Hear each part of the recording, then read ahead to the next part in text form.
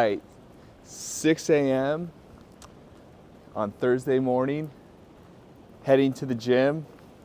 Got a busy day with calls coming up, client check-ins, new client calls, or discovery calls, so it should be a pretty active one.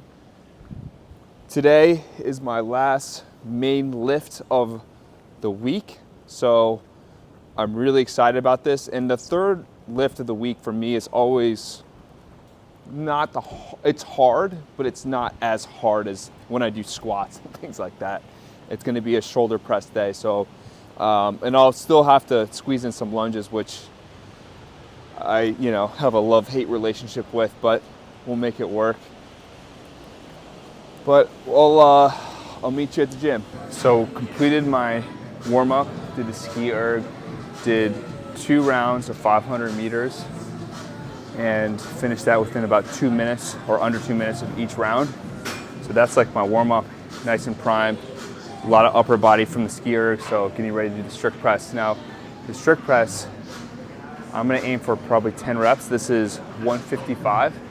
Something to think about the strict press too is you really want to make sure you get that full range of motion between each rep. So you'll kind of like see my arms in line with my ears, or at least that's the goal. I know sometimes it's not perfect, but that's what we're aiming for. So let's get into it. Let's aim for 10 reps. Let's see if we get it.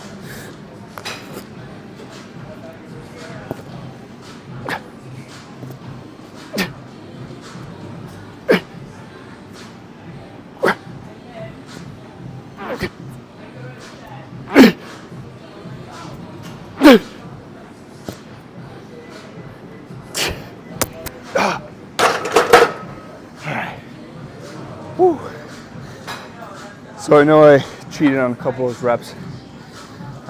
When you do the strict press, the hard part about it, or the great part about it, however you want to think about it, you can't really cheat on it. Like when you do a bench press or a deadlift, you can kind of wiggle your body to squeeze out a couple extra reps. But when you're pushing weight directly overhead, it just takes a lot longer to progress in weight. So sometimes I do get a little pop from my legs to kind of help just get some momentum in the beginning. Try not to, but at the same time, when you're pushing the weight and you're trying to squeeze out 1 or 2 extra reps, I think it's totally fine doing it. So it's prime time in the gym, and I usually do my hip thrust machine for this next exercise, but because it's taken, you gotta improvise. So what we're gonna do is we're gonna do some single leg hip thrusts. So this is a great exercise that, you can do this at home. All you need is like a box or bench. You put your back flat against it here. You want to make sure that you're on your back and not hunched up here. Put your hands on your hips and just one leg at a time, trying to get a full range of motion. Get a full extension at the top, and you should feel it in this glute here. It's one of those exercises that looks simple and easy, but I'm telling you, after 10 or 15 reps, you really start to feel it. It's a great glute burn. So I'm going to progress this by adding a weight here. So I'm just going to put this weight on top of my knee, make a fist in the opposite hand, and we're going to go until I burn out in each leg.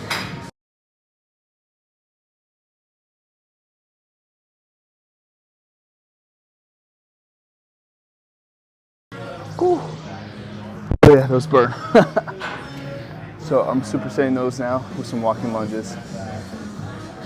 All right, so it's dinner time. I want to show you what I made. It's shredded chicken, rice, and an avocado. Super simple. I already put my condiment on it, so some buffalo sauce. The way I prepared the chicken, I put it in the air fryer, and there's this amazing mode where I can put it on to cook it like a chicken wing. So it's actually like crispy, and then I just shred it up so it has a different texture. I really enjoy it. And when I add this Primal Kitchen buffalo sauce on it and I mix it all together, I think it just tastes amazing.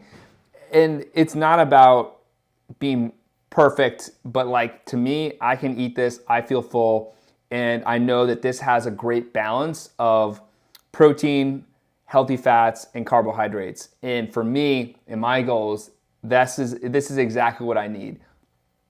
So I got some great questions about what type of diets what I think about different types of diets, like the keto diet, paleo diet.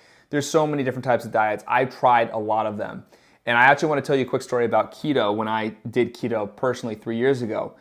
So the first thing I want to say is it worked. I basically stuck to just pretty much protein and fats, and I dropped 12 pounds within 2 weeks. So working as a fitness nutrition coach, I know that's pretty rapid weight loss. Now, most of that came from water weight, and you may think, oh, that's amazing, you lost that weight really quickly, but it also came with some real side effects, and that's something I want to highlight. So when you do a keto diet, like I said, it's really primarily focusing on having a high protein diet, high fat diet, and then really restricting your carbohydrates as much as you can. So the thought process is that your body starts tapping in to your fat stores to burn as energy versus using your carbohydrates. And what happens when you do that, especially in the beginning, is you have no energy. Like, I felt so lethargic the first week or two that what happened was my workouts actually suffered. So while I thought that this was gonna be great, but it actually ended up really impacting my muscle growth. And if you're just measuring your progress based on the scale, that's not showing you the full picture. So I lost that weight, but most of it was water weight. I felt terrible. My muscle, I definitely lost probably a little bit of muscle.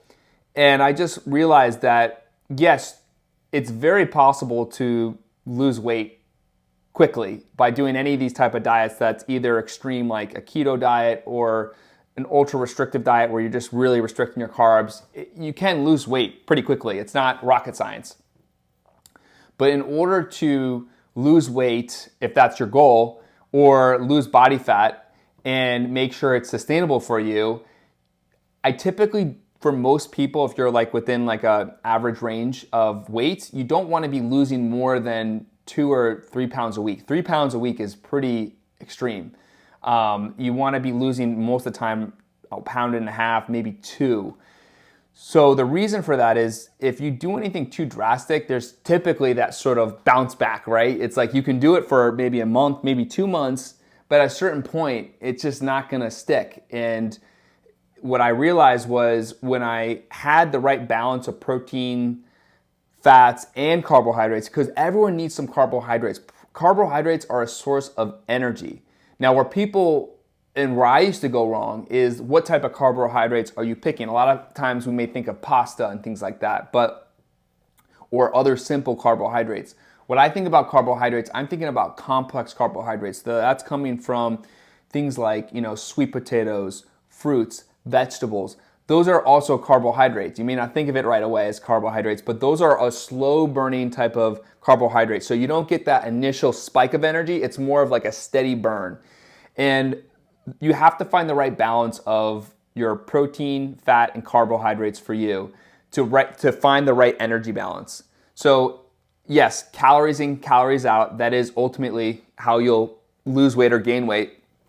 But in order for it to be sustainable, in my opinion, in my experience, is you also have to have the right sort of calibration of macros. Now, something I think about with tracking food is I think it can be a helpful tool to do in the beginning. A lot of times I make my clients do it for at least 3 days so we can find some low-hanging fruit. A lot of times my clients are struggling with eating. I look at their fat content and it's usually high, like above 100 grams, and we work to kind of bring that down. Now, like I said, fat's important too, right? You need some healthy fats for feeling satiated and picking the right type of fats. But what I realize is just kind of recalibrating their macros, that they are able to solve a lot of these problems that they've had, and not just lose the weight, but keep the weight off for good, or bring the body fat down for a sustainable period of time. So like I said, it's not just about the calories. It's not just about the type of diet that you're doing. It's just finding the right balance of macros and having the right amount of calories that's gonna bring you to wherever your goal is. So again, this type of food, I enjoy it. And I think the thing about nutrition is you can train your taste buds just like you train your muscles at the gym. And I don't always eat like this, by the way. So I'm traveling this weekend. I am going to be seeing my cousins, and we're probably gonna be eating out. And that's okay. I'm not going to be stressing about eating perfectly. I might have some pizza or pasta or whatever. But what I think about nutrition is like, what was my average throughout the week?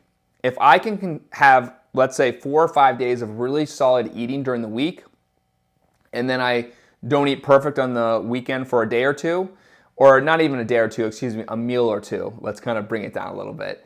That I know that my average is going to be probably in a good place of my macros and calories. And that's really what's going to determine your progress or the scale, is like what you average throughout the week or month. So the other thing I want to say too is, like I said, it's not about going completely off the rails on the weekend. It's about just maybe you going out to a dinner and enjoying the moment and not stressing about what you're eating, right? So controlling the controllables. So that's the way I think about nutrition and the best balanced way about doing it. And a lot of these diets, whether it's keto, paleo, all those type of diets, a lot of them are like the same thing, just recycled and repackaged and remarketed. But it's typically, they work, they can get you results quick, but then sustaining those results or doing something that extreme, typically from what I've seen, doesn't really work long term. So that's my thought process on that. It's so important though to find the right condiments and seasonings that you enjoy, because there's so many different ways to prepare this food too. Like I said, I shred it this time. The texture feels different. I put it in the air fryer. So it just feels like a different type of meal. Yesterday I had steak. It was awesome. But that's all I'm trying to say about nutrition. And the thing about this too, it took me 15 minutes to make. This doesn't take long, and it's cheaper than going out. So I know in New York that's a problem where a lot of people are eating out a lot, and I mean, it's not just New York, it's everywhere. But when you realize that there's like simple ways to focus on your eating, it actually, I think it's actually can be pretty sustainable, and again, save you money, and I think it tastes good. I prefer this over eating Chipotle, to be honest. I really do. So that's kind of my long-winded approach about nutrition. Hopefully that answers your questions. And if you have other questions about nutrition or things that have worked for you or things you're struggling with, let me know. I'm happy to try to answer those in the next video. I also got a question about, I have this scar on my cheek here. So interesting story about this. Last year I got in this fist fight and it was like a crazy brawl. No, I'm kidding. I did not get in a fight. I had a mole here and they removed it, and we thought it might be cancerous, so they had to go pretty deep. So it did leave a pretty decent scar, but hey, you know what? We all have imperfections. We got to live with it. We got to deal with it. And I think it looks kind of badass too. So if anyone asks, just tell them I got in a fight. I think it's a better story. But that's my story about why I have that scar there. I know someone asked about that. And I'm just trying to think of anything else that's going on.